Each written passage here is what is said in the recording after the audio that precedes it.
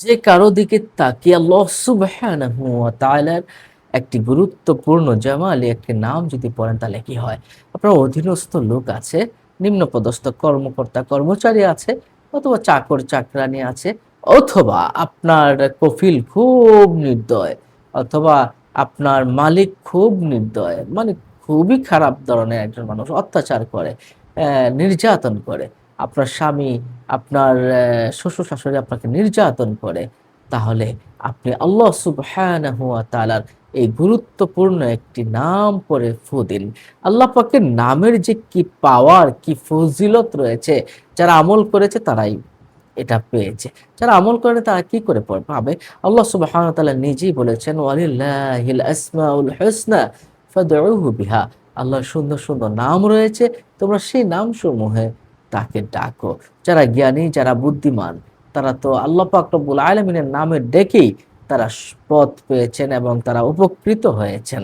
যার কারণে কিন্তু আমাদেরকে এই আমলগুলো দিয়েছেন এবং আমরা আমল করে এই বিষয়গুলো পাই। আপনি যদি অ কোনো অধীনস্থ লোক, নিম্নপদস্থ কর্মকর্তা বা আত্মীয়স্বজন, নির্দয়, মনিব, মালিক, যারা খারাপ মালিক, জালিম, অত্যাচারী যারা করে, নির্যাতন করে, তাদের দিকে আপনি তাকিয়ে মনে, মনে কয়েকবার ইয়া লাতীফু, ইয়া লাতীফু পাঠ করবেন।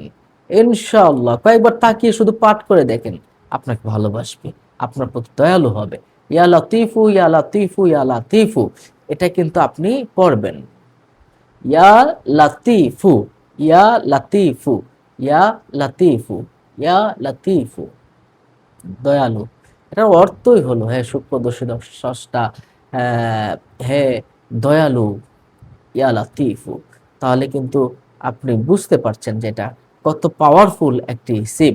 এভাবে আপনি যদি এই আমলটা আপনি যদি যাদের জীবিকার অভাব আছে, দারিদ্র্যে কষ্ট পায়, তারা যদি প্রতিদিন ১০০ বার পাঠ করে ইয়া লাতীফু, তাহলে তারা আল্লাহর ইচ্ছায় তারা কি হবে? তার ইচ্ছা পূরণ হয়ে যাবে ইনশাআল্লাহ এবং সে দরিদ্র থেকে মুক্তি পাবে। সম্মানিত দর্শক শ্রোতা, তাহলে আসুন এই আমলটা প্রত্যেকেই করি।